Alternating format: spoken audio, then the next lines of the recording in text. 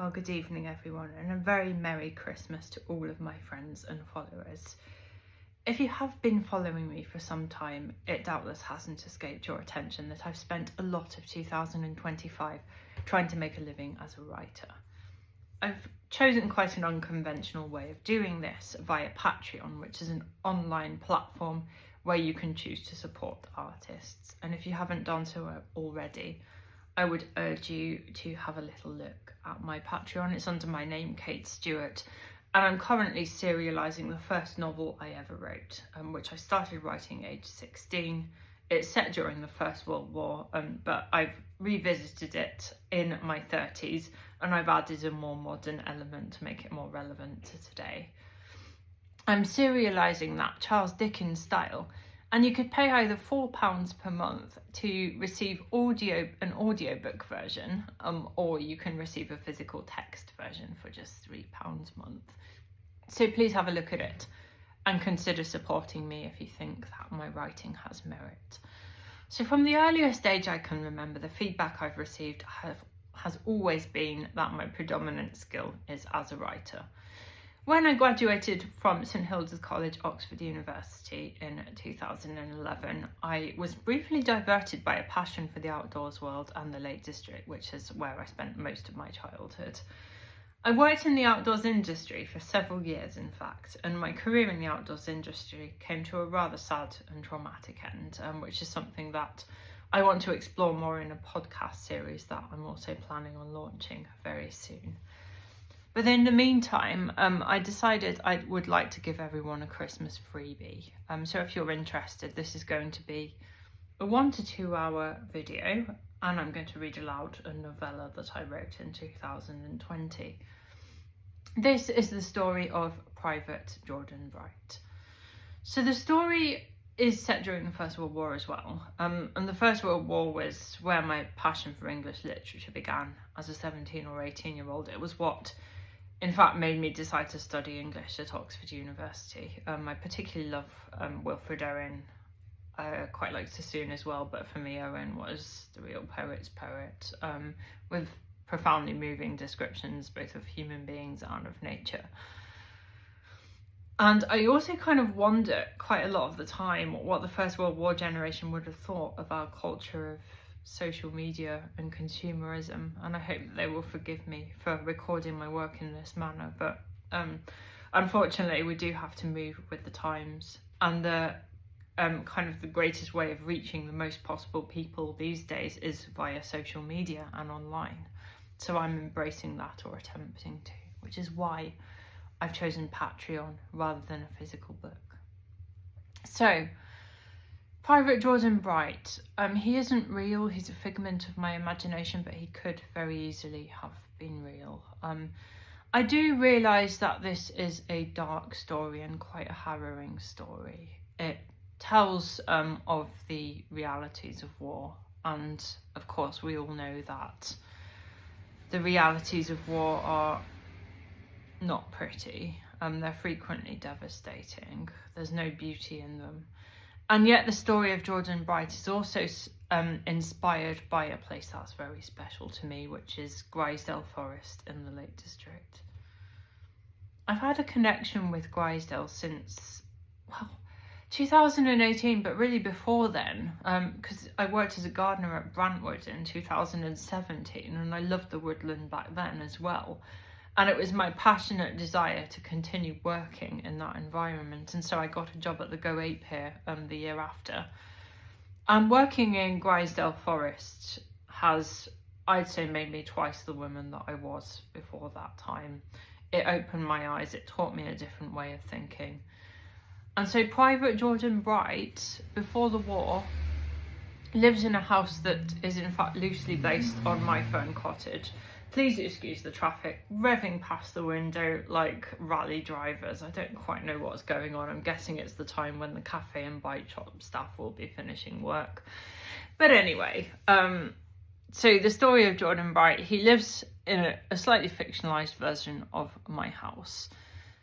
And this is a Christmas story that I'm sharing with you at Christmas time. The story is loosely inspired by Handel's Messiah and the sacrifice made by the central figure within that. So that's how it applies to Christmas. As I say, it might seem like a story without much light in it at first, but I would argue that there is dazzling light in it, because Jordan takes what he sees of nature, and from it he learns goodness. He learns how to be a better person. He learns how to be incredibly strong and brave, and he takes that example from the living world around him. So this is a story I wrote that is very close to my heart, and I really, really hope that you enjoy it. They say I was a coward. I was called a coward, and that was that. That is me for always now. But I was other things before I was coward. I don't believe in justice. I think it is a word that is said so much we're blind to it. Its heart, which is its truest part, is lost, so that a wicked lie sits in its heart-shaped place. I have things I believe in, just like you do. I believe in the world because the moon is far away and made of rock, yet it lightens everything that you can see on the darkest night, and its silvery light pulls the sighing seas and makes tides that can wash up shells or drown a man. The waves move in and out like a breath. Swallows find their way back to their old nests in an old bike shed that's in my garden, after so many months away. In winter, the beech trees look like they're just dead wood or kindling, but give them 3 months and leaves open like they're golden lights on a branch. I used to believe in a thing that controlled the world. You might call it God. I am not so sure. I don't believe that there is a heaven, or that that's where we get to go when we die. Teachings like that got burned out of me. I pray. Yes, I use that word too. I don't go to church or read a Bible. I used to when I was a boy. Brackenthwaite had a church. That's the village I grew up in. You won't find my name in the old square, even though there's Robbie Braithwaite and Leo Sadler and everyone else from my school register. In church, I sat and made things. There was a box people used to put bits of paper in. I think the papers were like tickets to prove they arrived on a Sunday, and sat down in the pews and knelt on the altar rail so the deacon could put those wafers in their mouths. One day I found where they kept this box in the porch, and I filled it up with twigs and leaves and little bits of dried moss. The porch door is usually open from March until October, so some swifts found it and made it their nest. I liked that. I don't think the deacon did. But shelter and love are what make up the faith, so why shouldn't those birds have a home? Anyway, prayers. I reckon I pray the same way that you do, which is like your heart's voice talking and not your mouth. You people that are left at home and who maybe think I'm a coward, what God do you pray to? Is it the God of people? People were usually the thing I liked least about the world, although I tried to change this. And there were some people that could turn my heart, the same way a red sky dawn turned my heart, or a lonesome cuckoo or a tree creeper hanging from its perch did. My teacher all the way through primary school was called Mrs. Martley, because I would frown and pout when she asked me to conjugate Latin verbs or divide up numbers. She thought I was not all there. I did things sometimes, strange things, like I used to rock back and forth when I had plenty on my mind. I used to play with bits of my body like they were new to me. I'd tug my toes and feel the pink wrinkled skin between them, or roll the skin on my knee so its bone went clunk. I'd trace the veins on my arm, run the nib of my pen along them so I etched them deeper in ink. My mind couldn't hold on to one thing for long. When I walked home, I would get lost on purpose. There is a path that goes past the old square where you can read all of their names now. There's a seesaw and a rope swing, a bench. Then a steep stone pitch path that vanishes into tall trees that smoke darkness. They are mostly the older sort of tree, like ashes and beech, oak, birch, an elm, and a rowan or two. It passes a mossy pool with a waterfall, whose spray fills up the air and hangs in your clothes. Then it drops away into a valley floor. Cows swish their tails, their feet make cupping noises as they pass. All day I used to sit in a tree limb, watch the farmer driving them home, red-faced and shouting, and a patient dog, soft and black and white, weaving in and out of many legs. Eventually the farmer's calls faded into the scraping of insects, the hum of crickets on hot days, leaves moving against each other, and when it rained, pattering through them. Branches above the beck bowed close to its surface with that rain's weight. I liked to plunge deep into brambles and ferns. The forest scratched me to pieces at times. Me as a child was often in bogs. I'd stand up to my ankles in the tarn, even lie in its reeds, listening to the wind sounds and feeling their wetness. Frogs clung to the reeds, and in the evening they went cleep. They're probably still cleeping now, even though I'm not there to hear them. My mother gave me the name of Jordan, though I was always Jord for short. My name was Jordan Bright, a name that is joined together like two sticks in a line. They like that at school. It was always, Jordan Bright's a bit dim, isn't he?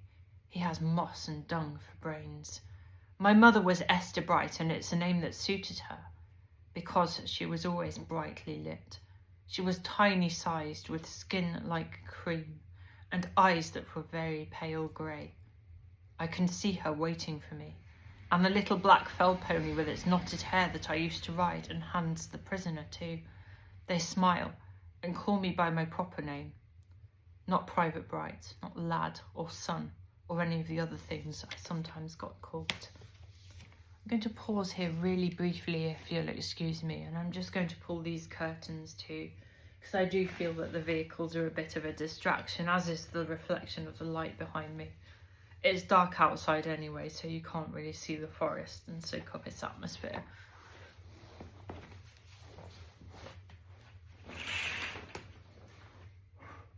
Better blow out the candle.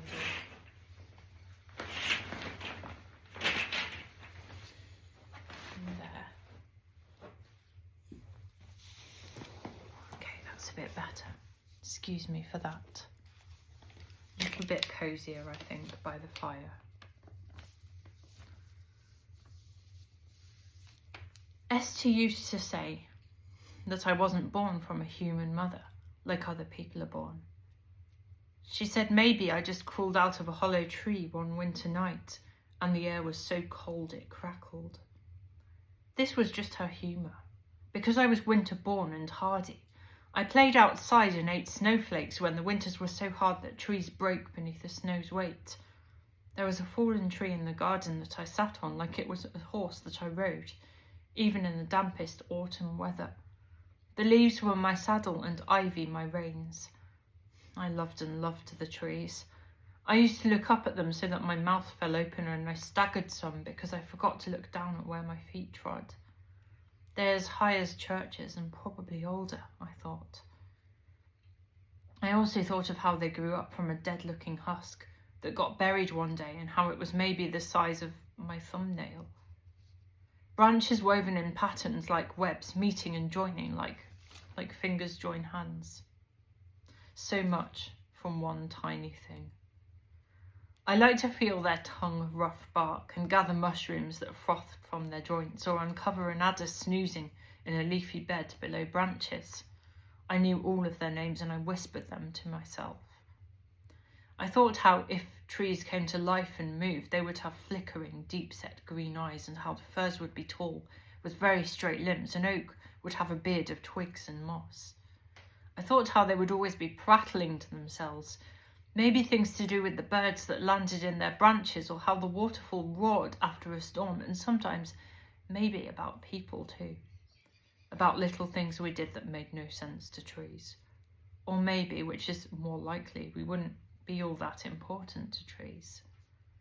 I think things like this all the time, you see. I live in a forest.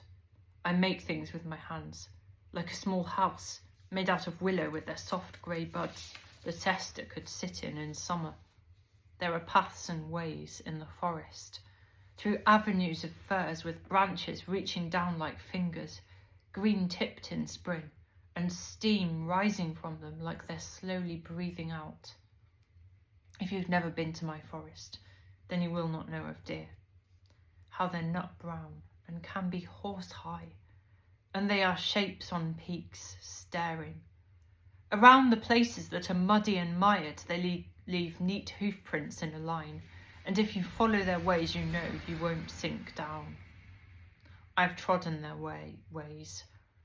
I've curled up in hollows of bracken and juniper and felt their old dear warmth. Their droppings are everywhere, in clearings, amongst roots, on the edges of our garden at home. Their life is wary, and they have reason to be. Have they not 100 lives of metal slicing through the trees and finding their throats? Of snares made of sharp twigs and thorns to tear their hides? When I see them in a dawn field pocked with frost, high up on a hill, they've already heard and seen me, long before I notice them. Have a quick sip of matcha.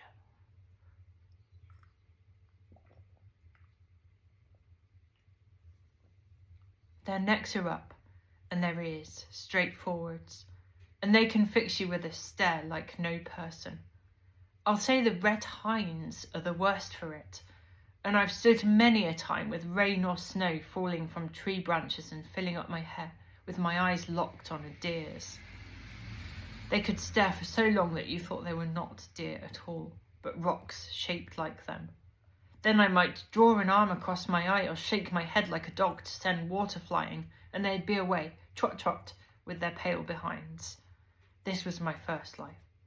My second life was one of tree stumps torn down and men groaning.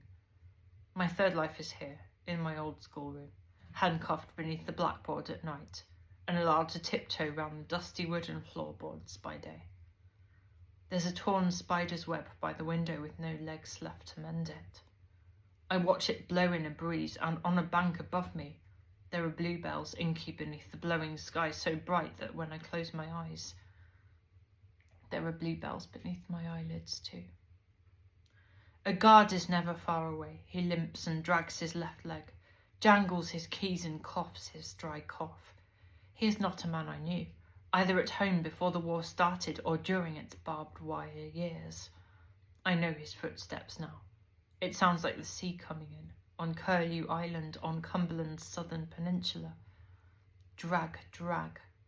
Sometimes he prods me, asks me if I am missing my friends in France. Mostly he just grumbles to himself.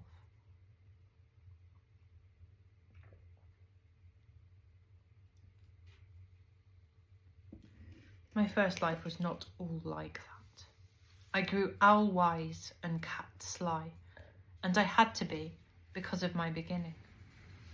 I've not said anything about my father yet, and the truth is I don't much like to. He is one thing I will not miss when my time comes. That makes it some easier. His name is Henry Bright, and I suppose that he was bright in that I got my cunning from him. But he was not all bright like comets trailing their ghost light, the way my mother is, the way I partly am.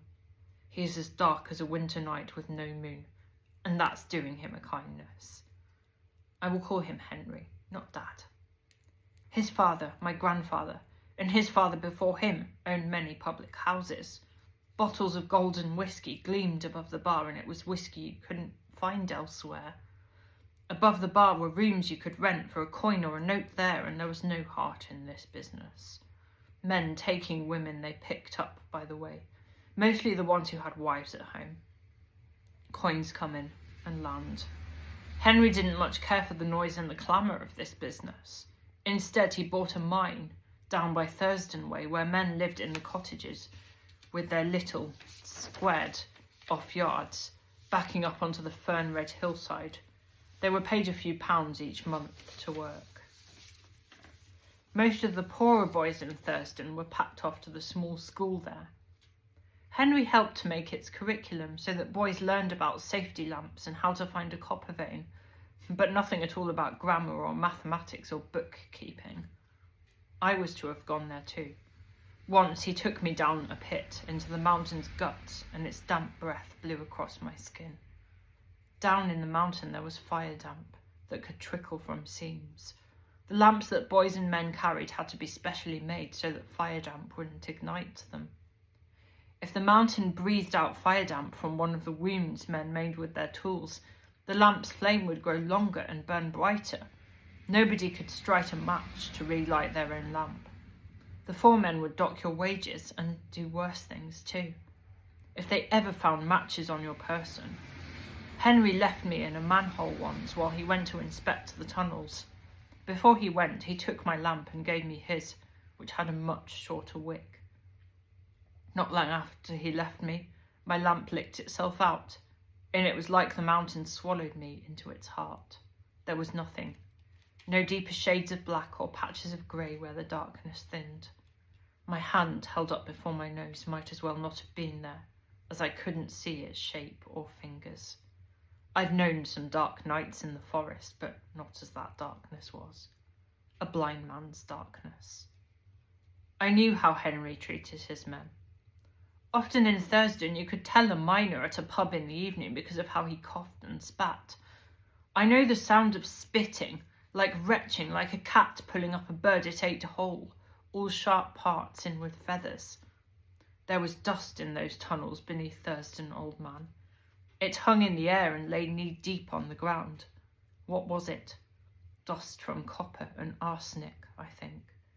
There was a pipe that ran along the tunnel's roof, and it was for sprinkling water to reduce dust that sat on men's lungs. It could have been wider, but Henry wouldn't spend the money. Esther was too good for him, even though her parents were only farmers, and everyone said so. Most people knew her name, and even as far away as my forest, people spoke of the beauty who lived at Holly Ground Farm, of the weight of her dark hair and how tiny her waist was as she bent to prune her roses. Well, I know that if Henry wants a thing, it usually becomes his. He'd go there just to watch her, would speak to her parents of profit from copper, of a little cottage that was his, all shaded by tree branches and with a chimney that smoke drifted out of in the mornings. She leaned down and picked a snail from the path with her eyes following its silver marks. He watched her, I think, like a wolf watches a thing it has stalked for too long. In the end, it was the cows on the farm that sold Esther to Henry.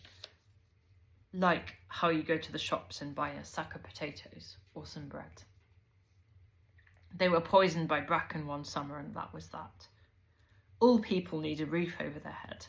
So my mother went with Henry, and each day when he came home from the office, where he bustled and rummaged paper and shouted at men until his face grew red, the cottage would fill up with the smell of freshly baked cakes or a plump bird stewed in our Dutch oven. His glass of brandy held the fire's light in its tawny depths, and she brought me inside to sit at the table, scrubbed the mud from my cheeks and pinched twigs from my hair.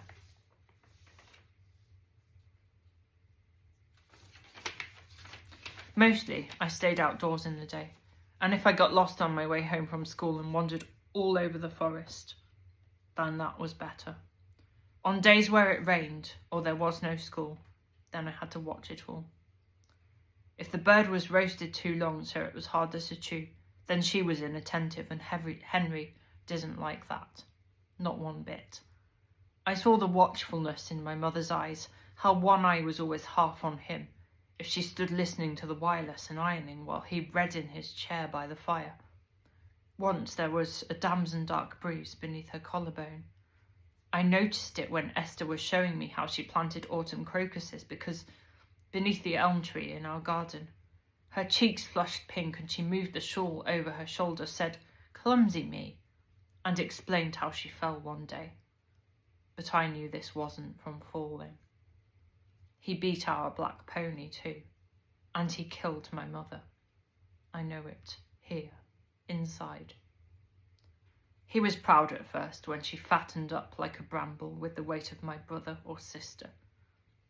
Then he watched her cradle her tummy with its little life turning beneath her freckled skin, and I knew that when she touched it gently and grew quiet, imagined it grown into a person who she could speak with and hug with both arms, he thought of how it would make her less attentive to him.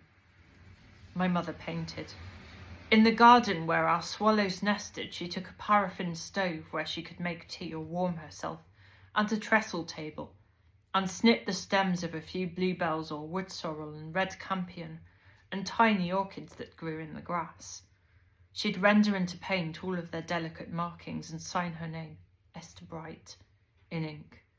Soon people in Brackenthwaite knew that she did this, and they'd ask her for a plant or a tree on canvas that they could keep above their mantelpiece for always and look at whenever they liked. I watched as a birch tree sprang into life from a sapling, bloomed from her little hands that held their brush. It was almost finished. She just needed to paint the leaves a brighter green, and while she gave the birch its foliage, the oven charred all her cakes to ashes. Henry arrived home from work, unfastened his tie from beneath his loose chin, frowned and muttered to himself. He went out to see my mother, held out the tin where the cakes sat smoking. "What's this?" he asked in a petulant voice. "I'm sorry," my mother said. "I'll finish up here and make some more. There now. Why doesn't George fetch your glass of brandy?" She nodded to me and I gave her a small smile back and turned to go inside. I didn't see everything that happened. He moved towards her, I think, and she took a step back, threw an arm protectively across her stomach with her face shuttered tight. Henry pushed her into the garden wall so she was winded, and although she hardly screamed, I heard her. A mule like a cat if you stepped on its tail. My fingers are covered in earth, not blood.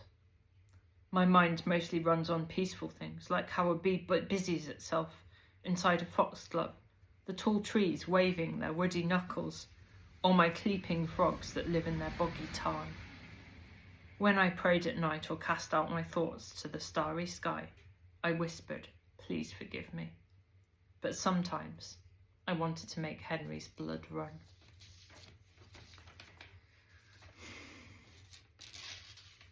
Largely, Henry ignored me, like I was beneath notice. If I spoke shortly to him or failed to make eye contact, on the rare times his words were meant for me, I'd feel the lash of his hand. Once when I was very sharp because he kicked the dog, he put a teasel in my mouth and he made me chew it. We are all human, and I don't believe that many people are all bad, but I stood there and thought, chewing teasels, this isn't kind, and I hate this man who calls himself my dad. I also hated that I came from Esther and from Henry. I hated that he had a part in my making.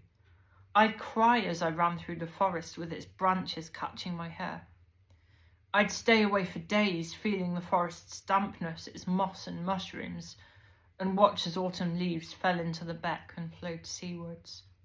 I lay in the beck once, washed the mud from my clothes, wiped away the grime and sweat from my running life and let its white froth wash away the stains of who I was.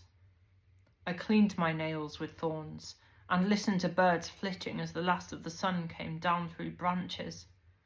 It was like a vein through the forest, that beck, its lifeblood. The tears from the trees, but also what their roots drank.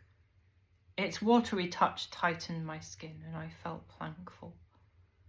I trod to a field maple tree. I watched as moths bumbled here and there and felt a magic of sorts as a light wind touched my cheek. I knew who I was. My mother knew this too. She noticed I was not like most people. She saw how I hated Latin and mathematics, but also how I liked to see the morning, to run barefoot across wet earth, and she knew that being down the dark pit under the mountain would shorten my lifespan. In the last days she was tender, big and ready, but also fearful. There were hollows beneath her grey eyes, the eyes that I have too. "Jordan," she whispered to me as she tapped on my door one night.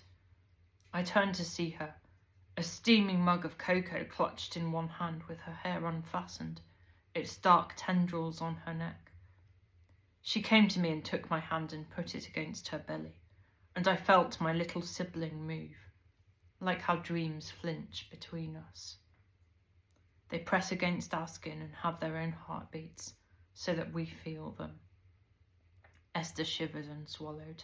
She sat on my bed, drew my rug about her shoulders. "Don't go down the mines where there isn't moon or sun. said her thread of a voice. I want you to live an outdoors life. Be a farmer or a gardener. I looked at her with my eyes very wide.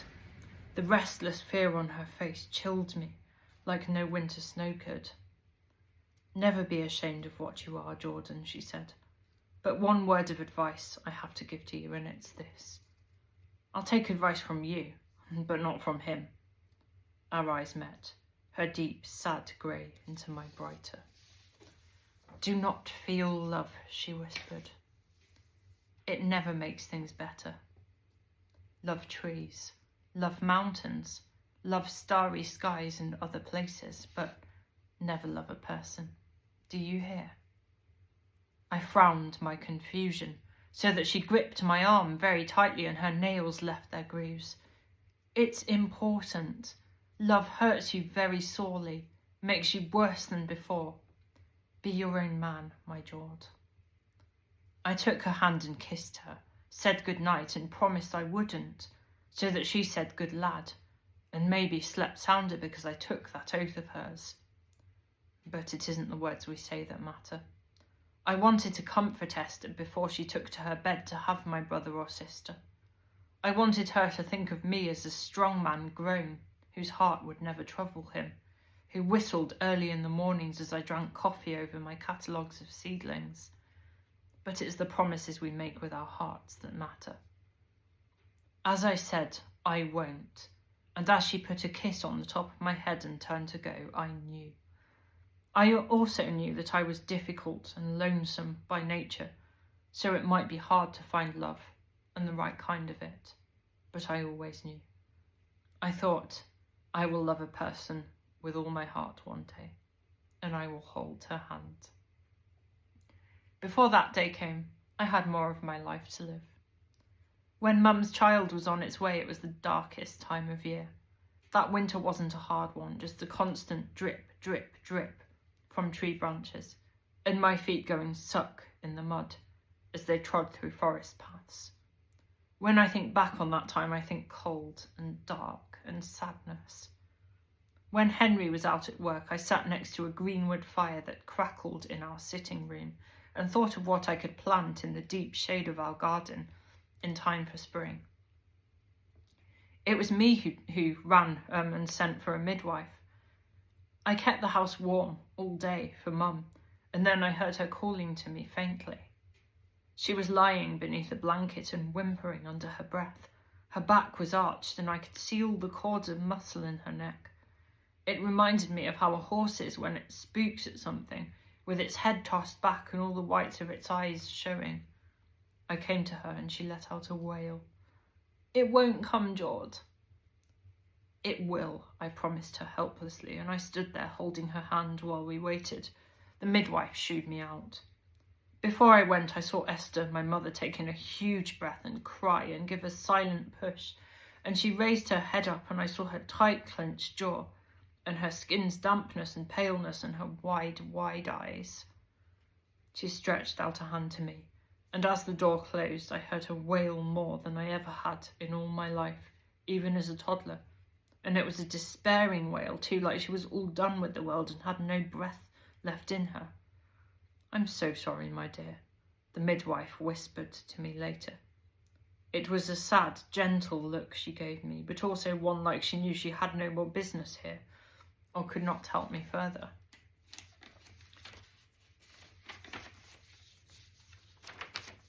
I trod past her and stared through the doorway. She shook her head at me as she covered Esther's limp body in a blanket that was all soaked with blood. I nodded as I took it all in. Where is the baby? I asked. Again that slow shake of her head. She's too small, she said softly. She's not the frame for bearing a child. I scowled at her, but she had me. And she's been knocked about some too, poor thing. Don't think I was born yesterday when I see all those inky hand marks over her arms and legs. She straightened herself and bustled. The child came too soon and it tore her womb open, I reckon. She lost too much blood. She clasped my hand in hers and I felt how coarse it was, like sandpaper, not like Mum's, which were always petals soft. I'll get the deacon. I never thought of Esther as she was then, blood-stained or grey-faced, with her shrieks filling the cottage like a mangled thing with no hope or light left. I thought of her in the forest with the stars and silence. There were small sounds, like a winter robin startling from its bush or a larch cone dropping down, and I reckoned it was Esther speaking to me. I stood still and listened for a while, thinking, is it you? Are you there? And the wind shushed the fir tree branches, which was like, I am here. Yes. I thought of how she warmed her little hands around a mug of tea with her hair falling down, as she painted fern leaves with their spores that I gathered for her. How she loved fresh-grown rhubarb more than anything, but looking backwards never helped anyone. I knew I had her with me and that a life awaited. Even if she would never know how it is ended, how it is to end. Or perhaps she does know in the place where she is now. It turned out Henry, my father, didn't much care how I spent my life. He wanted to raise a son who'd be a foreman in his mine, a son who'd be his apprentice as a small-town bully, but I wanted no part in that. As for Esther, she was his trophy, his prize. Beautiful Esther, with her tiny waist and dark curls of hair on her neck's nape. Esther in their woodland cottage, baking his seed cake and roasting a duck in its own fat just to please him. Once she was gone from the world, he didn't want the house's memories. Gladly he signed away the deed to me, said, build yourself a garden then, my dim-witted lad. Go to hell your own way for all I care, for you're no son of mine. You are all hers, and I want no part in you. He sold his mine too, took a job in the city. What job? I don't know. But later, they closed the mine down because of the dust with its arsenic that made men retch and cough up their bile. So I built a garden. It wasn't easy at first because the patch of land we owned was dense with tree roots underneath and shaded by their branches for most of the day, even in summer. I took tiny bluebell bulbs out of the forest, felt the nodules beneath my thumbs where new bulbs swelled. I transplanted a foxglove or two with their freckled blossoms, and very soon I had more. Beneath our elm tree I made lily of the valley froth like stars, and their sweet nectar filled the air. Close to the house I dug a deep pond and filled it with lotuses, and around its bank were rushes, irises and buttercups. Where Esther's shed used to be, I built a brick kiln with a sputtering chimney and espaliered apples, threaded through with rambling roses, grew against its warmth. Soon, other people in Brackenthwaite wanted gardens just like mine was. I sold my bulbs and my labour to earn my pennies. High on a hill near the waterfall at the forest's peak, there was the biggest house I've ever seen. It had slate blue glass in its windows and wide open rooms with oak panels. Its garden was a maze of thorns. An old village doctor lived there and I went to see him one evening. The hill was so steep my muscles dragged and a stitch knifed through my chest as I pedalled my old bike up it. I could smell damp pine trees about me and hear water flashing below. I tapped the door and it opened, and there were mirrors everywhere and soft glowing lamps and the sweet darkness of smoke from a huge wood stove. Dr. Burkitt sat in his lounge on a throne-like chair made of green leather. He was barrel-wide, and I could tell he must have been impressive to look on once, but now he sat there like an old waxwork. His eyes were blue, but red-rimmed. I could see the little veins in them, reading glasses perched on his hawk-like nose. "You're the gardener from the forest," he said, and then to himself, or maybe to the young woman who sat reading in the shadows by him, he whispered, "What a delicate little thing he is." "Oh, Ned," reproved the woman. Then to me she said, "Don't mind him. His bark's worse than his bite. He has strong feelings and thinks a lot, and he mostly says what he thinks, but he doesn't mean anything by it." "Tush, I have a tongue, Lily. I'm Dr. Burkitt, but this is my good doctor." He patted the girl on the shoulder. Then she pulled his arm about her and nestled against him. I glanced at her sharply.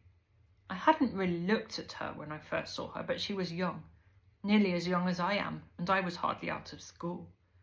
I'd taken her for his daughter, but a diamond glinted on her finger and I saw the way he kissed her hair. She turned to me and beamed.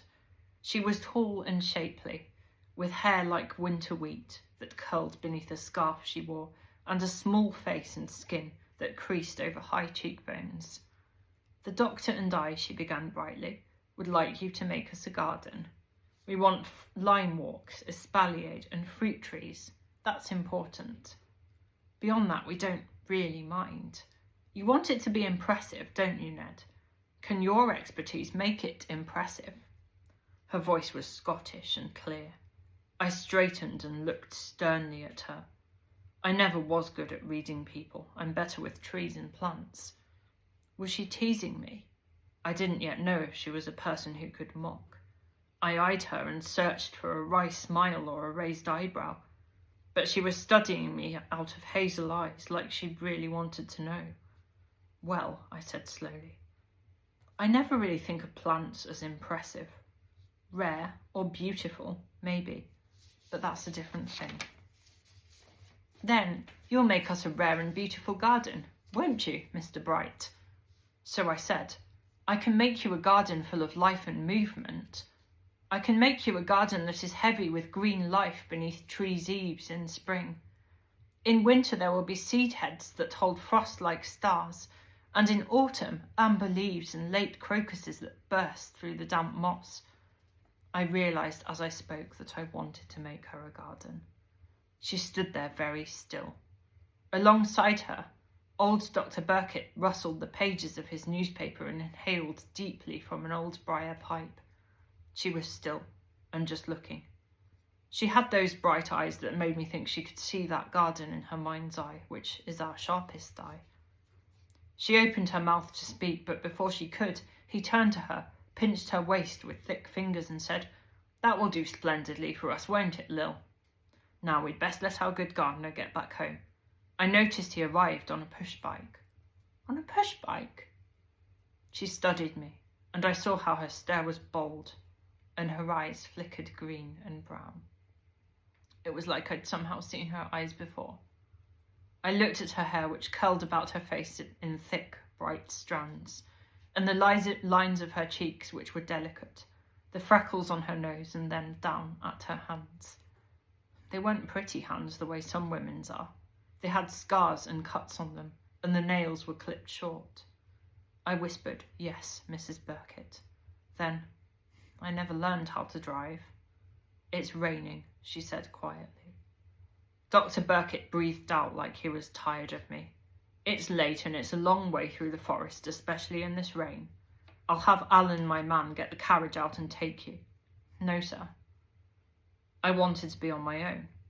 I wanted to smell the night and walk through the rain on my own with my thoughts and feel it wetting the earth. I wanted to clean my face in a deep pool beneath the beeches. I'll walk and push my bike, I said.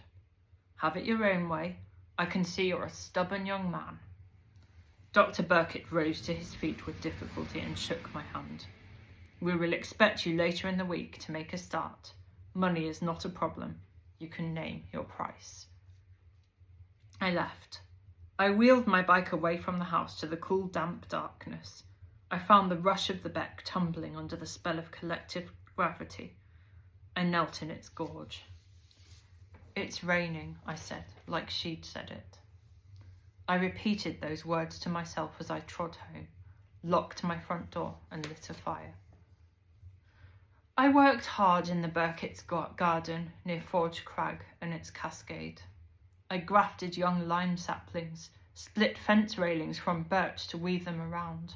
My life was verb after verb, each one of them tiring. I dug and double dug the ground for a border.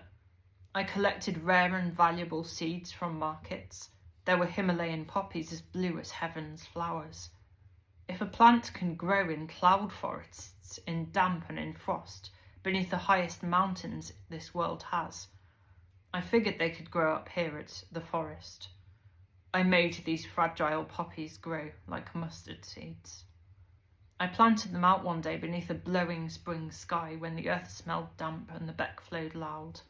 A woodpecker rattled its secrets to me from a tangle of ivy wrapped around a nearby oak. Then, as I shrugged my jacket off and turned to pick up my trowel again, I noticed the birdsong stopped. I stopped what I was doing too and looked around. Mrs. Birkett trod towards me, a silver tray balanced against her hip. "Will you take some coffee?" I stumbled. "Thank you." I never drank coffee at home, but her sudden appearance made me catch my breath. "Sorry," she said, with one hand held up. "I disturbed you?" "Not at all," I muttered, crumbling earth in my fingers. It was lonely and black. She placed a cafetiere and a china cup beside me on a rock. "It's not real coffee, I'm afraid," she said in her watery Scottish accent, and gave me a half smile. "My husband," she nodded towards the house, rolled her eyes, "has a problem with coffee. He drinks 10 cups each day and it doesn't agree with him. So I don't tell him, but I fill the coffee jar up with my chicory grounds." She laughed her silvery laugh, and I looked at her closely then. Her hair was plaited behind her head, but the wind teased a few strands loose. She raised a hand to brush them aside, and there were 100 colours in those strands. Some were red, like old ferns, and golden at the tips, and others were almost pure white. She seemed thinner than when I first saw her. Her cheeks were hollow with deep blue veins beneath them, and her eyes looked heavy-lidded. "Are you okay?" I asked without thinking. She blushed, turned her head. She had a world in her eyes. The reflected skies, the birds that flew across them, and I thought I saw all the hills she'd walked upon in her Highlands childhood. Then I reddened too as I saw a tear fall towards her cheekbone. "It's just... oh, I shouldn't be telling you this, Mr. Bright. It's my husband. He isn't well." She shuddered, absently picked a twig from the oak tree. "I married him knowing he was not well, but I couldn't help myself." I hung my head, looked down at the black seeds on my wrinkled palm. "Please, Mrs. Birkett, I do love him," she said, like maybe there'd been some doubt. "And he spoiled me, really. He's much too kind to me." "No," I shook my head, stepped back. "I'm sorry. I'm really sorry. You thought you were coming here to make me a garden, and here I am prattling to you about all my woes when they aren't so many." She smiled an exasperated smile, and then I had to steady myself because she looked so pretty it made my cheekbones hurt. "Please don't apologise. Please have some coffee too, Mrs. Birkett." That smile again. "Oh, I think I will," she said, "and don't call me Mrs. Birkett. She is my mother-in-law. It's Lily." She sat beside me on a tree stump and didn't mind the sap that trickled from its lines. "Did you eat enough dinner? We have plenty to spare in the kitchen." "Thank you, but I'm all right." "Sometimes I find it really hard," Lily explained. "But this place..." She spread her hand, with her eyes on the view down Forge Crag Falls. There were rocks, with 1,000 colours on them, all moss-wearing and plump ferns swaying as they caught the water. The water broke up white around the rocks and flashed into a deep, mossy pool. "I was a half-wild girl," she said. "I slept wild all over the Scottish glen I grew up in, and I scrambled up rocks and gullies and drove my mother half out of her wits. I never thought of marrying, or..." She puckered her forehead with distaste, "or of babies or anything like that. I wanted to be a doctor, but no university would take me. Because I'm a girl," she scowled. "I wanted to go to the Himalayas, practice medicine there, and learn how to treat people who climb those great peaks. Dr. Birkett, he knew my father, and she taught me all of his science and cures. He may not seem it, but he is a great man, and I love him. I love him like how you love and respect a friend or a mentor. I look up to him. I guess he makes me feel small and safe. But I'm a different woman to what I was. I know I am." "His illness tires you out." "Yes." She bowed her head. "But also, I changed since I've known you. You came here with your Cumbrian voice and talked about the world in a way I've never heard before, of nature and goodness, but I can tell you've been poorly treated in your time. I stood. I had no words. She came to my side, and we looked down as an evening mist rolled around the forest and a slow rain fell so that plants' leaves became bright pools. "What should I do, Jordan?" she whispered. I was very still and looking at her as she said my name. I looked at her for a long time, for I think already I loved how she looked. I loved her face. I wanted to tell her she should live her best life, be her, go back to high places, find tiny beauty in their rocks and valleys, be free. But I said none of these things. "How can I tell?" I said. "It is your life, not mine. Love your husband. Make him beef tea, read to him by the fire and let him hold your hand, and I will build you the best garden I know how." She smiled. "Ah, but what of my heart?" "Heart?" "Aye.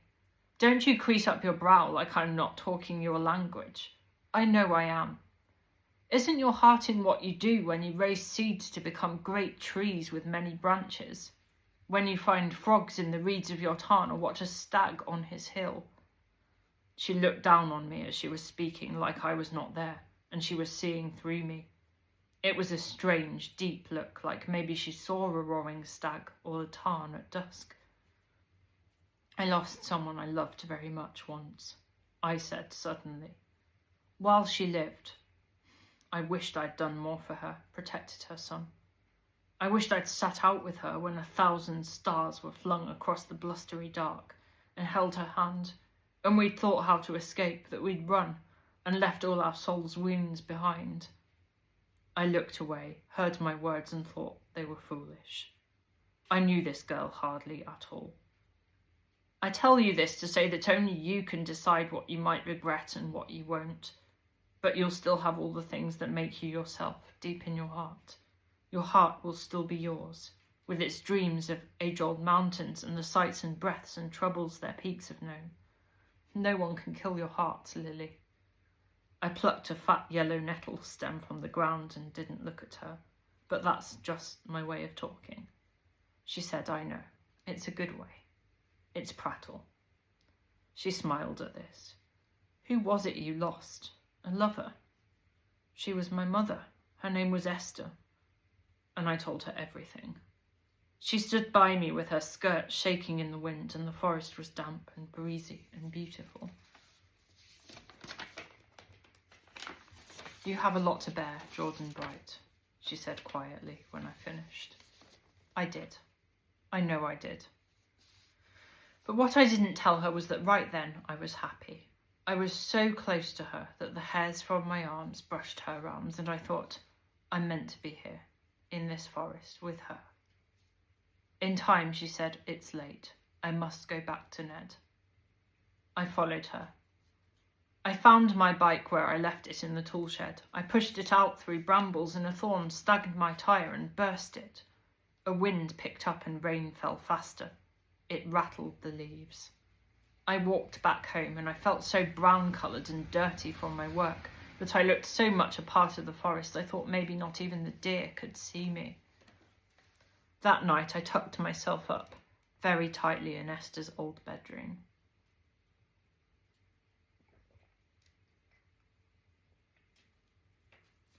Fir branches rattled their knuckles against the window, and I thought of how I promised her not to love. But as the rain rocked the eaves of my little cottage, all I could think of was Lily. I told myself not to look for her in the shadows around Brackenthwaite and not to whisper her name, but I knew it was no use. I thought I would bend over backwards and give her my last penny. I would lay down my life for her, and no human could do more than that. And I liked Dr. Burkitt. I wanted to say to him, "I'm sorry, but I think of your wife all the time. I wish I did not, but I do." Of course, I never said that at all. One day I brought twine to tie in the lime trees. I was busy about my work. setting about my business like this was not the home of Lily Burkitt that I loved, but the home of some stranger paying me for a job. Lily was there in the garden, bent over to examine a moth that settled on a strawberry leaf. Her bright hair spilled out of her bonnet in the breeze. I needed to pass her by, to walk to where the end of the avenue would be, and I thought, she has her back to me. I can easily walk through without her noticing. Just as I crossed over her shadow, which was long and dark and slender at midday, she said without turning, "Come and look at this fellow, Jordan." She was pointing out a moth with spotted wings, and I don't know how it happened, but she took my thumb with her hand and stroked it, then pressed her fist between my fingers. I clutched it without a single thought. "Walk with me," she said abruptly. There was water beaded on her eyelashes. It might have been rain, or it might have been her tears. We trod to a clearing in the forest with a stream going through it and moss of such bright green that it glowed. She stood beneath a tree and looked up at its branches. "A larch," she said. "It's so heavy with all of its cones." "They look best in autumn." I heard my words without really knowing I said them. "They turn very pale amber and feathery like their ghost trees." Then I put my arms around her and I held her tightly. "Jordan," she said after a minute, some reproachful. I didn't quit holding her and pretended not to hear. I felt her sigh and saw her eyes that were brown with the green at their centre and the creases around them from all her laughter and from squinting through rain. I saw her pink lips with all their tiny lines from talking and the soft pads of her ears. I felt her chest rise up and down.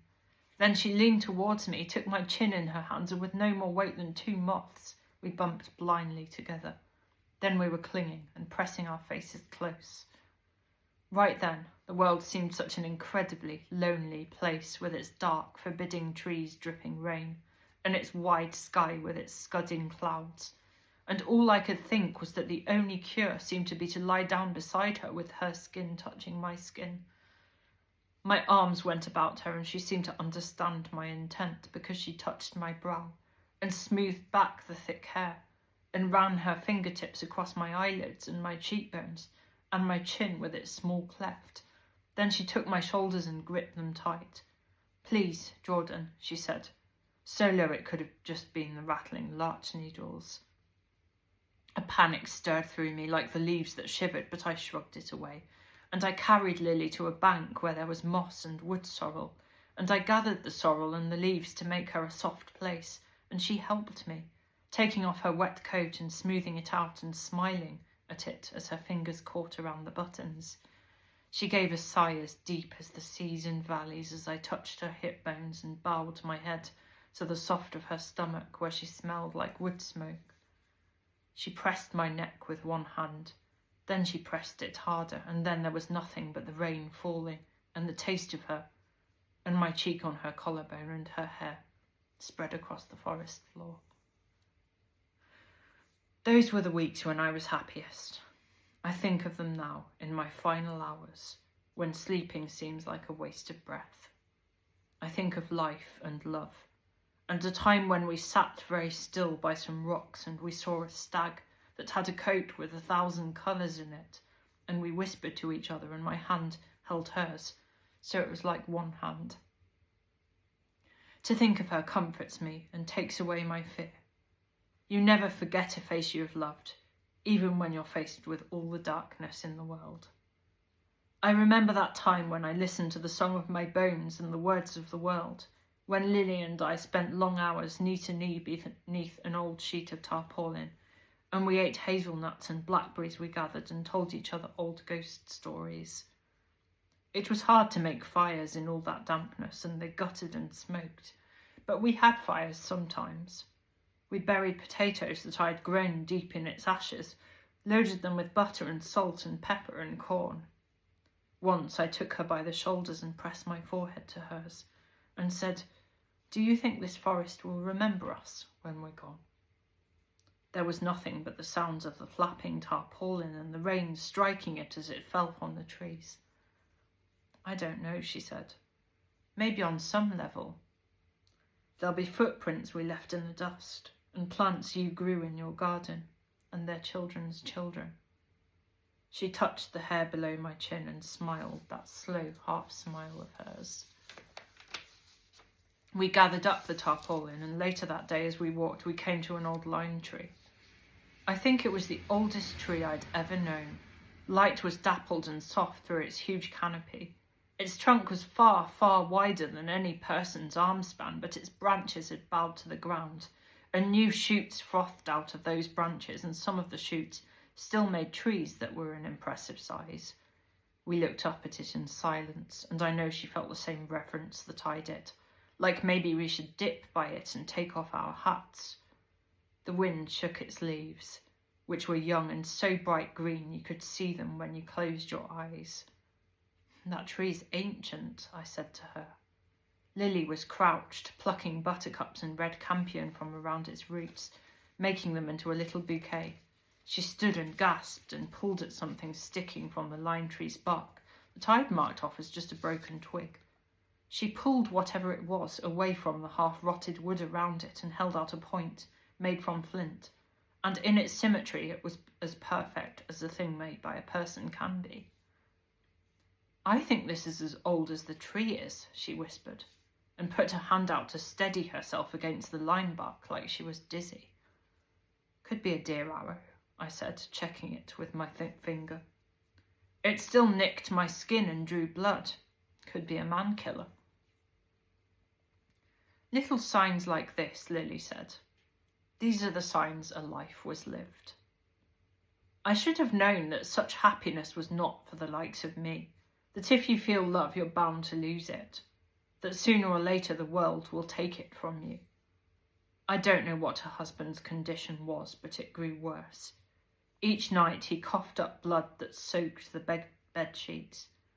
Each breath sounded like he half dragged his soul up from his lungs. "We're going to sell the house," Lily whispered to me one day. She felt tense in my arms.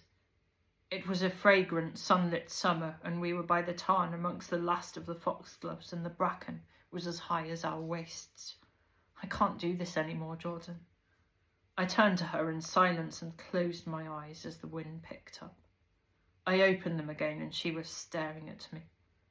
I raised a hand and brought it to her face and slowly tucked a strand of hair behind her ears. What words could I have said? "My husband needs me. I have to get him away. He needs to breathe high up air and go to mountains that shine with snows and light. We will go to Switzerland," and she shifted so I couldn't see her, and I thought I heard the smile, the swift mouth sound of her bitter smile. "And I'm unfaithful." Of course she had to go. I knew she would nurse him beside log braziers, that they would watch powder twirl down in a deep blue sky and see the white glinting peaks of the Alps. And how could I mind that? She put her mouth against my head and held it there. There was a moment which was my breath and no other sound. She stared at me wide-eyed like I was new to her and we'd never met before. I knew that she thought goodbye. "Be safe, my George," she said. "Be happy and well. I want to kiss you and lie down with you and wake up with you, but I can't, Jordan, I can't." I said, "I know. There are memories. And a memory is not much to have when it's your own hair and mouth and eyes and hands that I want." She nodded. "We don't know what the future can hold." Just that. And I wanted to say more of how I felt, but it was huge and beyond all words. She turned and trod away. I sat there by the tarn, and even the frogs cleeping seemed more subdued. It is a comfort. It is. To know that while I'm here with the handcuffs digging into my wrists in the twilight hours and the mouses scuffle by the skirting boards, she is there and living. I can see her by icy water that is blue like nothing else on earth is. She smiles, thinks of how our noses brushed beneath the lime tree that day. She says, "Jordan." Politics hummed like the bees did that summer. It was in the air and I heard it, whispered on the banks of the beck, or called out amongst the firs and larches and oaks. The word Austro-Hungary thrummed, so that even the deer seemed warier than usual. There were old songs and calls to action on the wireless. I heard them while I was in my garden with my sleeves rolled up, knee-deep in my pond and dragging up duckweed. It was all, "Who's for the trench? Are you, my laddie? Who'll follow the French? Will you, my laddie? Who's fretting to begin? Who's going out to win? And who wants to save his skin? Do you, my laddie?" I didn't care about any of that. I was always too shy to win at rugby or cricket in school. I didn't think I'd be any more likely to win at playing soldiers where the stakes were so high, and I didn't really know what it all meant. But what reason was there for me to stay here? Esther was gone, and so was Lily, and even my little old fell pony. My frogs would always still be in the tarn, and they'd still lick their eyes with their tongues and clutch the reeds. My woodpecker would still rattle in the mornings. The stag would still tread over hills, strip bark from trees and have his hinds. I love my forest, I thought. If fighting in this war means all these things will still be here, that I'll still close my teeth down on its berries and listen to the cupping noises of cows treading home, then I will do it to keep this place safe. The uniform I had was too long in the arms and legs, though it fit me around the waist where I'd grown thick from all my days of walking and digging and planting. I think it was the only time in my life I ever wore a cap and tie. I'm still not too sure what part of killing Germans meant that we had to wear a uniform and be so neatly done. There were some boys from school who went with me on the train. We shook hands. "We gave you a hard time at school, George," Leo said. "I'm sorry, old thing. I hear you're doing well with planting your flowers. I was sorry to hear about your mother." I nodded briefly. I took a cigarette he offered me, one from a packet called Lucky Strikes, even though I'd never smoked in all my life. "I've heard it isn't too bad out there," Leo continued. "Muddy like, and there's crumps and there's lice. No different to the beds in me old Nan's house, really, but you get tea and rum too." He shrugged. "I'd rather be a dead Cumbrian than a safe German all fat from his bratwurst and shit ale." I didn't say anything, and he soon gave up talking to me. We watched the fields of wheat and rapeseed and the occasional blue ridge of hills flash past the window in silence. When we got there, I found that it was all of the things that Leo had said it would be. I love all lives in the world, but not the lives of those lice. They had fat bodies that made me feel sick, and they dug themselves into every part of my body, my bones and whiteness, places only Lily had ever touched. I used to like taking a lit candle to the seams of my uniform and giving them a fiery death. Sometimes Leo would pass me the matches and get me to do the same for him. He was a big lad and could be clumsy. Nobody wanted him to set his pants on fire. It used to be a joke amongst us boys, even though it wasn't really funny. I scratched all the time without knowing what my hands did. My skin was crusty and scabbed. Each time we went behind the lines for a bath, we could hear the timid French women with their gloves on and handkerchiefs pressed over their faces, drawing straws to see who would have to wash all of our pants. There was mud, and I'd known mud before, but not like that mud was. There were days of sideways rain and nothing to see but poor trees that had been mutilated, more than I thought a person could ever torture something so good and great. There were stumps with layers of their cambium torn out, revealing their hearts and bleeding sap. No bird sang. There were only the harsh cawing of crows, tearing at faces that once had noses and cheeks that dimpled when they laughed. I saw men slip right off the duckboards and drown. The first time there was a bombardment, I'd never been so afraid in all my life. Not even when Henry drank a jar too much and put a teasel in my mouth and forced my jaw down. Not even when my mother lay there pushing and fighting for her life while she bled. There were the cracks of snipers. There was the smell of earth spattering, like when I was very young and I used to play football in the forest. Then there were the crumps. They jolted everything so that Leo fell off the ladder he was standing on with a roar, and he broke his leg. There was blazing and sparks, and a rush, and I fell down on the wooden floor and grazed my knee and curled up in a ball. There was a star shape on the ground by my feet, and I ran to it and turned over Robert, who I went to school with, and we once picked blackberries together. Some shrapnel had caught him in the throat, and his head was almost a hat for his neck, and this made me retch up my tea into the blood and dirt. The place smelled like a butcher's shop. Further on, I ran over the body of a boy who looked too young to be there. He had freckles and fox red hair coated in sweat and dust. He lay bleeding from his side and shouting something again and again that might have been a name. There was a hand in a puddle of green sludge. Just a hand on its own. I sobbed as I ran through the darkness. When they stopped shooting us, we laughed about it. What else could we have done? We laughed at what we knew and looked around to see which of us were dead. In the quiet moments, we all had our ways of passing the time. Some boys liked to draw or paint, though none of them were as good as my mother. Some wrote letters to people at home, but I had no one I could write my letters to. The thought of looking up Henry Bright's address and writing to him almost made me laugh to myself. In the end, I wrote to the old deacon of Brackenthwaite, and he sent me a brown parcel carefully tied with string. In it were some strawberry runners and beetroot seeds, a handful of early red potatoes, and some seeds that were very flat and white and would grow into squash. I dug my own small trenches between where we fought and the barbed wire ditch that was used for communications, for runners and for messengers. I was some scared of the things I might find. I dug in the wet clay and there were skulls, like mushrooms.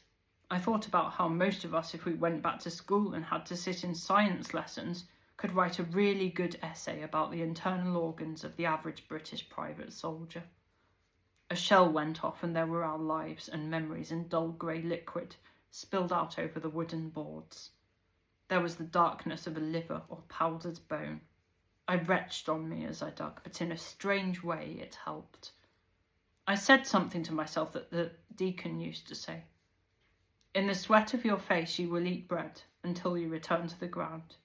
You were taken from the ground and you are dust, and to dust you will return.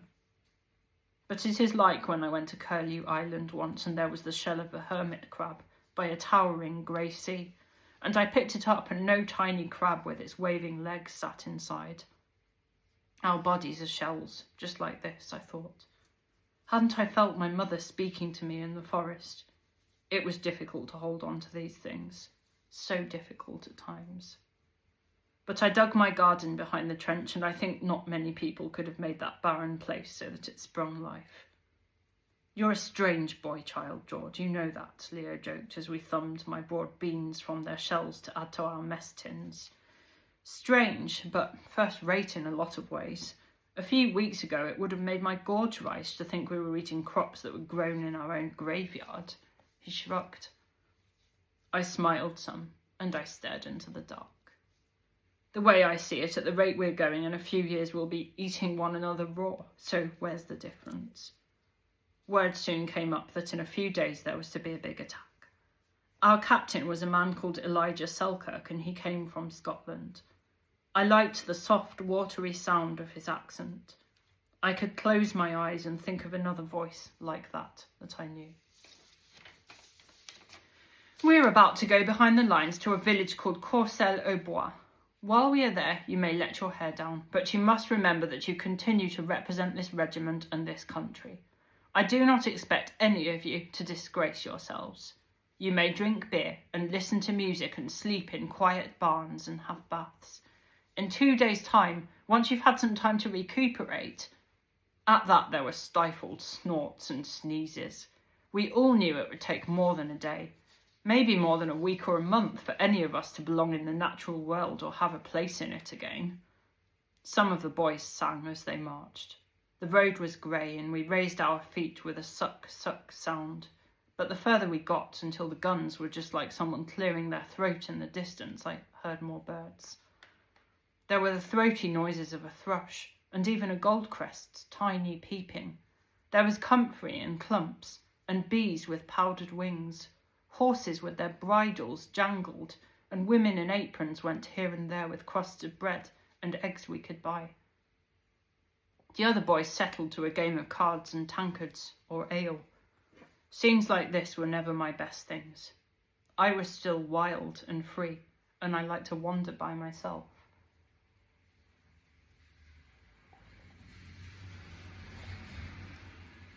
So I trod through the dust to a crossroad, and there I found a line of hornbeams with their trunks that bulged very strangely, and a house with a dusty red wall. I came closer and I trod on a thing that mewled like a cat. I looked down and I saw a woman stripped of her top clothes, and when I turned her over she was missing most of her head. "Shoot me," she begged in ragged English. "Our house, it was shelled last night. We lost everything, my children." She made a thick noise in her throat and coughed up red roses. I stopped, appalled. I went to take my rifle from its holster. "Please." She tried to raise herself onto both arms and turned to face me, but then she vomited more blood in great waves, and when I crouched over her twisted face, no life shone from her eyes and no pulse beat in her wrist. I closed her eyes and settled her head some better. I ran on and cried so much I thought my tears might drown me, and I hated it, and I thought I was in hell. Then I saw 3 children standing in a row, and the oldest one had a basket on her arm. "Ma mère, où est ma mère?" a boy piped up, and the girl clapped a hand to her mouth and made a shushing sound. "My brother, he is upset because the Prussians have shelled our house and we've nowhere to live. We can't find our parents. And we had an orchard, an old orchard, 200 years old, and the apple trees are all torn down." I don't know what made me do it. I followed her back into the dusty house with all the windows blown out and one wall completely gone. I trod to their old garden where trees waved their limbs in the air, helpless, and spilled round apples into mud. I took a knife from my field dressing kit. I sliced into the branches, which were green, and took away a length of wood like a wand. Then I took my entrenching tool and hauled up new shoots from a hawthorn hedge that was burned away in sections, but mostly whole and living. I nicked both tender stems and spliced them together, and by now the children, understanding my intent and chattering together with quiet disbelief, lit candles to melt beeswax. We filled the wounds in the new cambium with the wax's heat and pressed the shoots together so that they joined. We took jam crocks from the torn-up larder and buried the plants we made deep in handfuls of scooped earth. It was like some pagan ceremony, and 3 pairs of eyes blinked at me from freckled faces. One of the girls sang a song in a frail, ghostly voice, and it made my skin tighten, and my own eyes felt strange. It was a French girl singing a song about loving the rocks and air and the wild land of her country. I smiled when she'd finished, and she took a scratchy blanket from a cupboard, and I slept beneath it in their cellar with a Labrador drooling in my lap. The next day, in silence, we marched to Auconvilliers. My stomach felt taut, and as I marched, I kept wanting to flare off in the trees and felt some scared I might soil myself. "All right." Leo marched next to me, and I looked in his eyes. They were blue, with long lashes like a calf's. All I could make was a grunt. Closer to the lines, there were tangled rolls of barbed wire on the floor we had to tread around, and a dozen men digging with shovels with naked torsos, and they were sweating about their work. I thought, this is where they'll put me when my life leaves my body. I tried not to retch on me. I thought that Leo saw it too, because he stopped grinning and trying to talk and kept a stony silence. Captain Selkirk approached us. He rode a beautiful grey mare and wore a kilt. I thought how strangely festive he would look lying dead across a battlefield. "Right, men, you've come here to attack. There's been a bombardment over the last week and our enemy are reeling from it. They don't have the resources to fight back. This may be a bloody battle, but I know you're prepared for it. A few shots received and some given, and all this will be over. You can go home to your wives and your families, your friends and parents, and you'll be able to tell them about how you protected the coasts of their island and the villages they grew up in, and how you had to be brave and hardy and dig deep within yourselves. Before then, all you have to do is honour your comrades who gave their lives before you. I know you won't let me down. Tomorrow we shall take dinner behind the German lines." I felt tired as a dog, in those moments. Like I wanted to let my knees creak and to fall right down there in the baked mud and sleep as I hadn't slept in years. In my mind's eye, I saw the beech tree branches of home with new leaves folding out, and I saw Lily's face and the faint lines beside her eyes as she looked at me and smiled, like she was smiling inside too. I clenched my fists together. Along the horizon were tufts of gorse and weed. I knew they hid the holes the Germans had dug, and I knew those holes hid men, like how an otter hides in a riverbank. I wondered if they knew fear like I did. Leo's red, wide cheeks were grimy. I felt in those moments like I wanted to protect him. Leo built walls for a living. He had thick calves which were mucked and muddied, and hands with skin like leather, and a blackened nail or two. His blood and his bones. Keep living, I thought. As the guns went quiet and tea came in petrol cans and men breathed rum that they pulled from old bottles, I hunched up like old women do. As the whistle blew and my hands shook like leaves when the wind rocks them, I closed my eyes, gripped the ladder's wood in both hands, and I pictured my garden at home, the kiln's brick wall, the beck by the side of it with its lichen-covered twigs and clumps of fern. I saw Captain Selkirk fall by my side and saw him tossed like a doll. I saw Leo run furiously all the way to the German barbed wire and crab about looking for a way in. I saw him find a gap and go to slither through, and then he twitched and fell up in the air, and the wire caught him like a spider in its web. More bullets shook his thick shoulders, and I felt my face screw up as I started to cry. Thirst scratched the back of my throat like nails would. Illogically, all I could think was, I must have water. I ran hunkered down, like a thing that is stalked, with no grace or dignity. The wire tore a gash on my forehead, and I felt the stitches in my uniform snag, but then I rolled into the trench and my pack landed on me so that I was winded.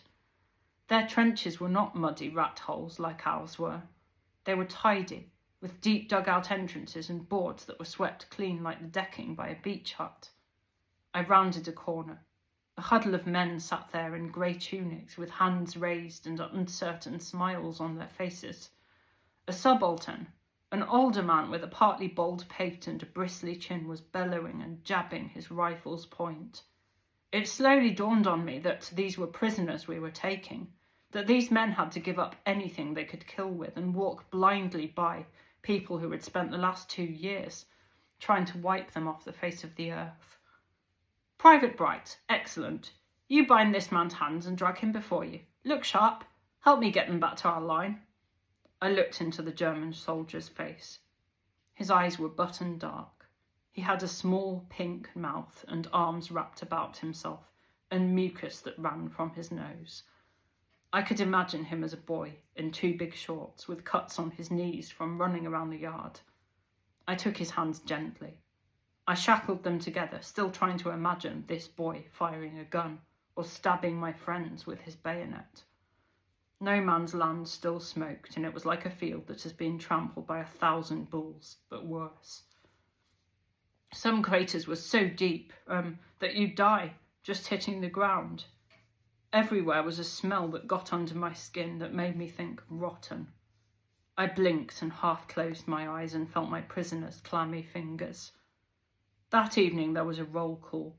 It was taken by a captain I hadn't met before, a great bear of a man who was also Scottish, and his plaid snapped against his thick legs in the breeze. He began by asking the whereabouts of all the boys who were missing.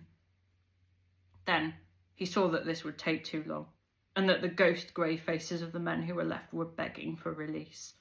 None of us could remember who we'd seen dead, who we might have stepped over, and who we hadn't. I thought of Leo whistling between his teeth as he hefted blocks of slate. I thought of how he could prattle about how a wall marked out a field and how it lasted through rain on rain and storms and famine. I thought of all the people who, like me, were still only children, who would never go back home to make more children and be clean and warm and loved by a fire's light. I felt a dark, slow rage build in me, and I went to my prisoner and shook him by the shoulders so that his teeth rattled.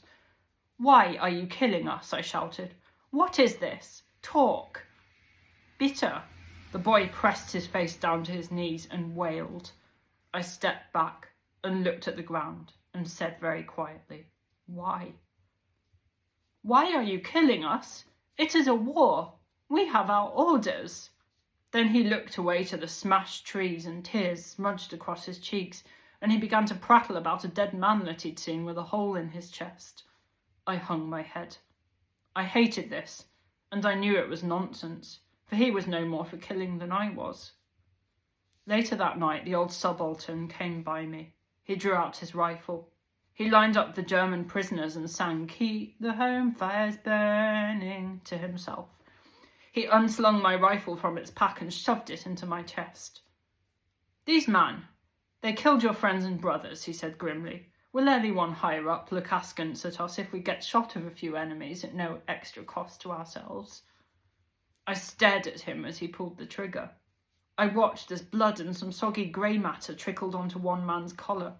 I staggered outside and I vomited. How can lives harm other lives? I thought of how as a child I never knew deaths were like these were. I thought that there would be no pain, no feeling beside yourself with fear like a cow when it's driven to the slaughterhouse. I pictured them just like finding a high-up place where we close our eyes and hear the wind, and there's just a knowing that the ones you love are safe and that you'll be fondly remembered, and all's as it should be. That would be the death I'd choose. But it can hurt a lot, be bloody and sad. My mother taught me that. But now I realised deaths can be like you're not even human, like everything you ever were is taken from you. I looked down at the man I'd taken from his trench, at his face with its eyes that were wide and blank. He'd been asleep with a scarf wrapped around his feet, and all I could think was, his feet get cold at night. He was a human thing, and he scratched and sneezed like I did. His world had been piled high with loss and fear on fear too. I bent down towards him and dug the key into his shackles. "I am Jordan," I told him. He looked up at me in disbelief. "Why are you doing this? You will be shot." I shrugged. "I'm doing it because I'm not a soldier, because I want to go home. I volunteered in the beginning, now I'm unvolunteering myself." He opened his mouth to speak again, and I said, "Do you want to live or not?" I am Hans," he coughed. "Hans Albrecht. I come from Freiburg. You must go there and find me when all this is done." I nodded. "I will," I said. We sat for a moment with his freed hands in my hands.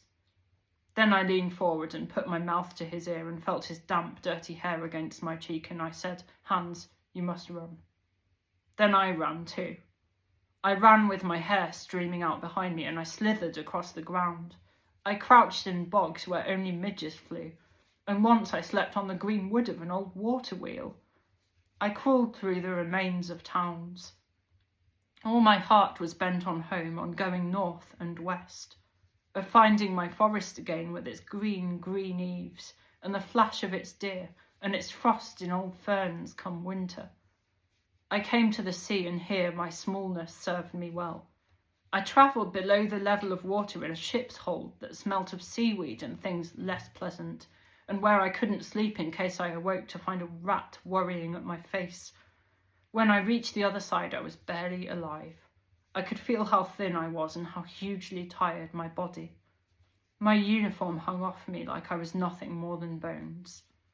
Catching a train was easy. I had a few months' pay in my pocket, a roll of coins the size of my thumb. People sprung aside respectfully when they saw me, my soldier's cap, my muddied uniform and my rifle slung on its pack, and they respectfully offered me their seats, and I felt no guilt or dread. I doubted many of them could put a face to one of so many hundreds of names reported missing in action.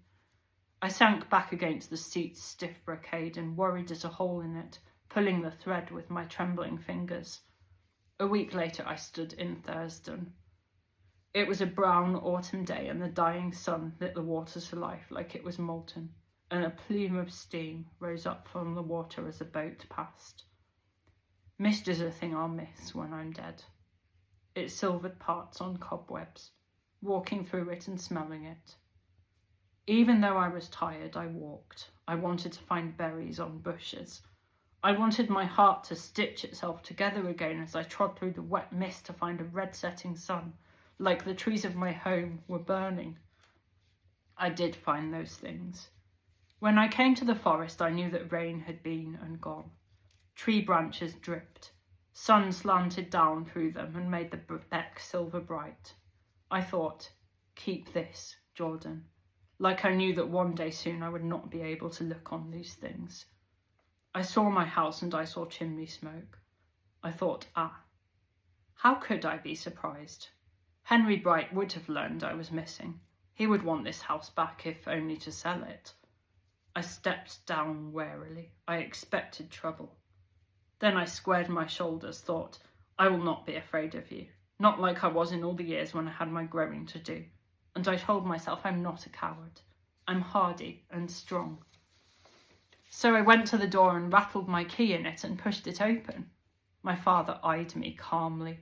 He wiped some spittle from his mouth and said, so my own runt is a deserter. Then he took off his glove and threw his fist at me and cut my eye and made me drop down. I just stood up again and ran some more. Past the beck and under the church-like arches of my beech trees, and I clutched the knobbly trunks of the Douglas firs as I passed between them. I thought, keep me safe. Then I heard an engine's roar, of course. Henry Bright didn't care about me one jot, whether I lived or died or what I did with my life. But if his own son was taken for a deserter, then it had to be him who ensured that justice was done. Justice, that word. All sadness and lies. As I ran, I wept, but I could not outrun Henry's motorbike for long, not when I'd already been running for days. I lay on my back and blinked at the sky with its scattered stars and felt the blood and a loose tooth which I pulled with my tongue, so it slid down my chin and onto the earth with its needles. Then they took me. Now I'm here. Mostly, I've just been lonely and bored. I listen to the dragging step of my guard. I wish I had someone to talk to other than the mice that rattle beneath the floor. I wish I could see more than just a tiny strip of sky and a few branches. I wish I had a pen so that I could write letters. What would I write? Speak of me to others. Say that I was not a coward.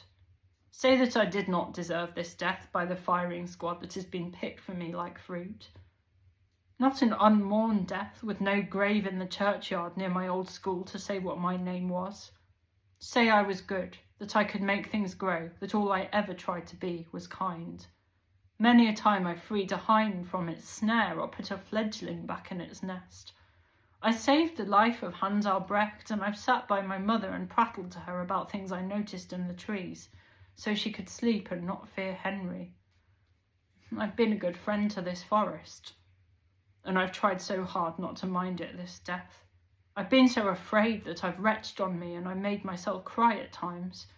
And then I've tried to tidy myself and quieten down, and I've tried to say hush now to me, but it doesn't always work. Then I think of all my comforts. I think that Esther is waiting for me and Leo is and my old fell pony, and that soon I'll see them again, and won't that be nice? I think that Hans Albrecht lived because of me, that maybe those French children with their apple trees that I pulled from the dusty road do, and this thought takes away my fear and slows down my breath.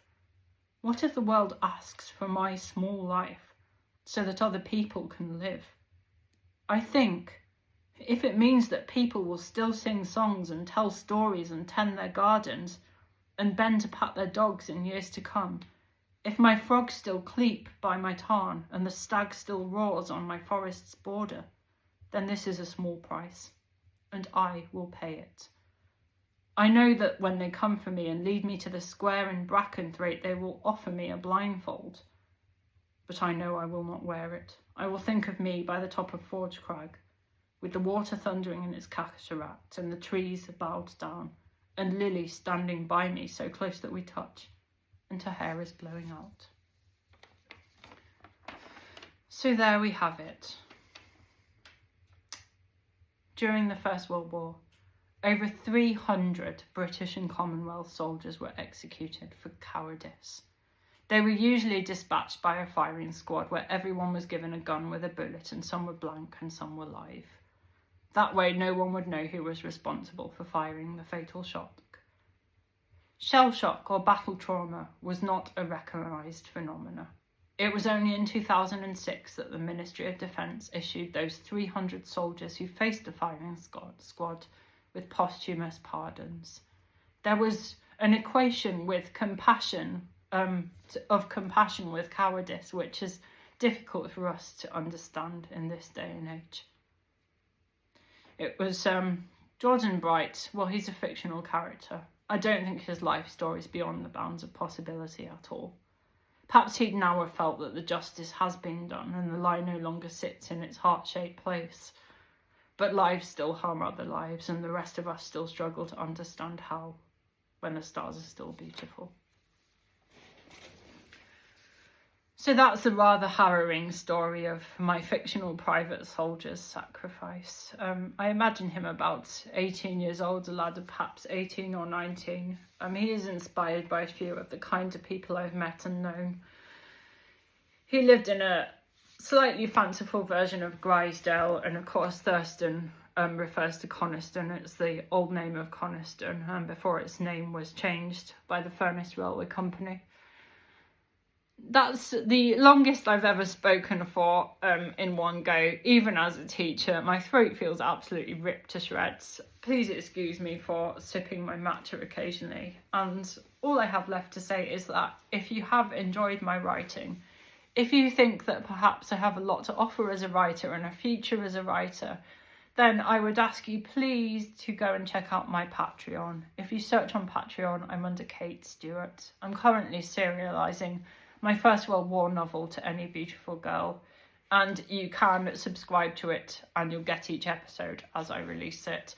Now, I do have to admit that at the moment I have just 3 subscribers and they're all friends and relatives. I've been very, very disheartened by that, and it has kind of affected my motivation to keep producing the novel.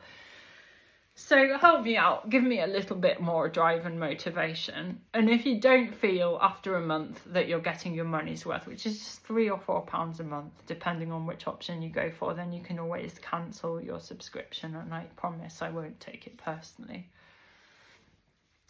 So there you have it. I'm going to keep going with my novel, and I also do have aspirations to share some podcasts about my own experiences. Because my experiences are that I've had to keep surviving through quite a harrowing loss of the career that I'd always wanted. Then subsequently through the loss of my mum, who was not just my mum, but also my moral compass and my best friend.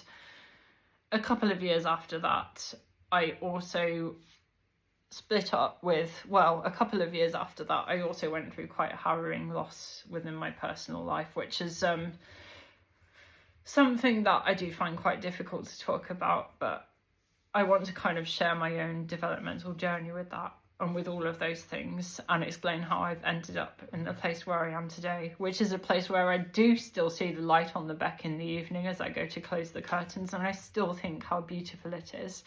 I still derive strength from being surrounded by this forest that is that I do have an absolutely soul deep love for.